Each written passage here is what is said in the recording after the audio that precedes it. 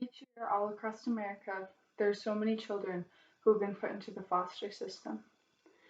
The Children's Bureau in 2016 released the Adoption and Foster Care Analysis and Reporting System, otherwise known as the AFCARS report. In it talked about how 437,000 children were put into the foster system that year. Of those, 118,000 of those children were waiting to be adopted. The average time in the foster system was 31.2 months, and the average age was 7.7 years old. The foster system was originally set up to give the children who were either put up for adoption or taken out of their homes a safe and nurturing temporary home. But in some cases, this is not the truth. The foster system is broken and children are being abused daily in some of the homes, and this needs to change. I have family members who have fostered and who have adopted, and when they talk about some of the situations that the children have talked about, it is heart wrenching. The foster system affects our children in our nation, and we have turned a blind eye to them. It is now our job to make it right, and these kids deserve a safe and healthy home. And there's many different things that we can do to help stop the abuse. In 2007, an article was written by Abby Marzik. In it, she talked about how so many children ended up in foster care each year, and they were put into the system either because it was unsafe for the child to live at home with their bio parents, because of various different reasons, either abandonment, abuse, or neglect. A child taken out of these environments were to be moved into a healthy one that gave them the care they so desperately needed. But sadly, this is not the truth for most children. For some, the foster system was worse than the biological homes they came from.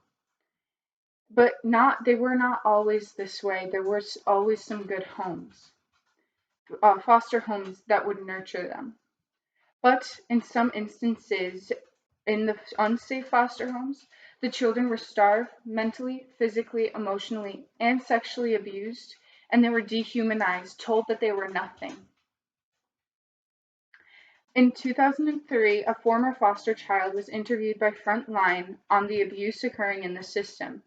In it, he talked about how, of course, there was safe and good homes in the foster system, but out of every foster child he had talked to, everyone had at least one house that was abusive. Even Marcia Robinson Lowry, the executive director of the Children's Right Incorporated, came out and stated that the foster child system in the US has deteriorated to the point where it is now a documented fact that no child is safe in the state's foster system. In 2016, Christina Loin wrote an article talking about her research into the abuse. With it, she found that more than 700,000 children were subject to abuse and neglect. Out of the 700,000, 1,600 had passed away because of it.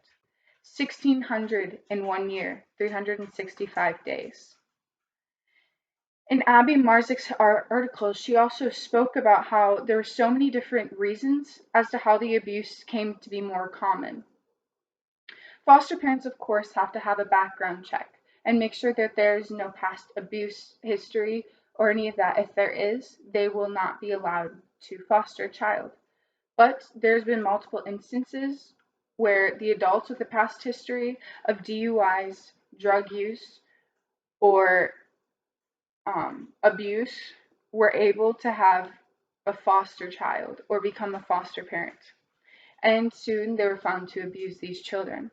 It was up to the social workers and welfare workers to make sure these children are put into safe homes, to make sure these people who take them in are safe. But of these people also, of course, they stepped up to this role to make a difference.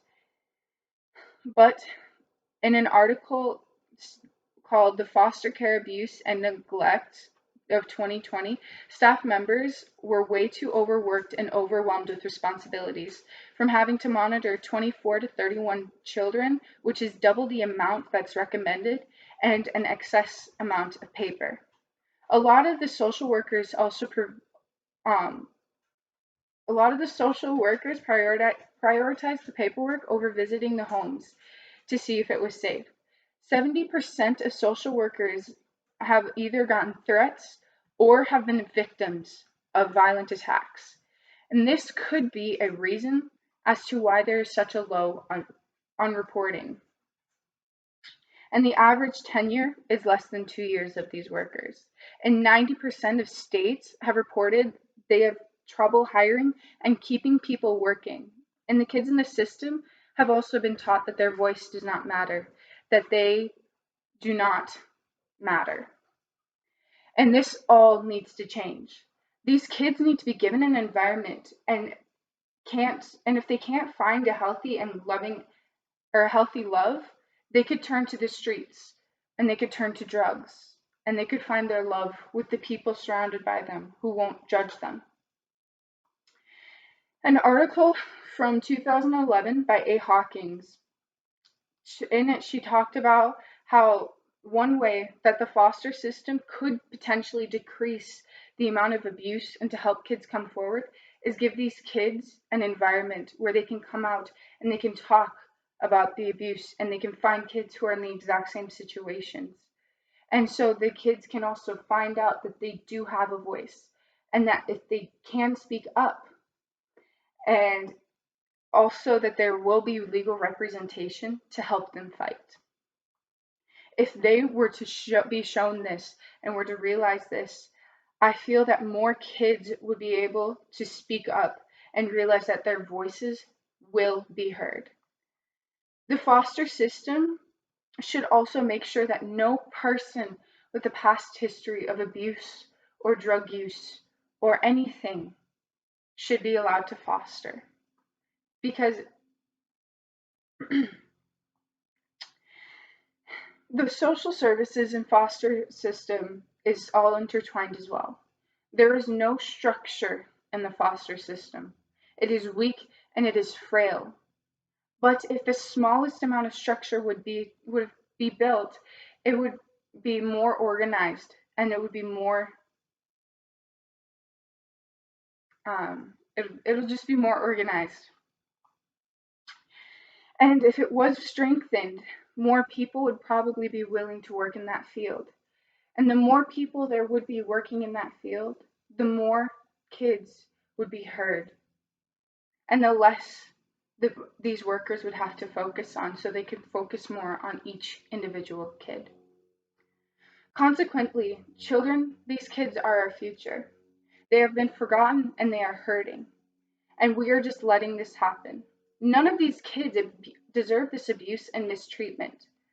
And it is because the government has turned its blind eye and has given up on the system that this has all happened. And there's so much that everyone can do. You have a voice.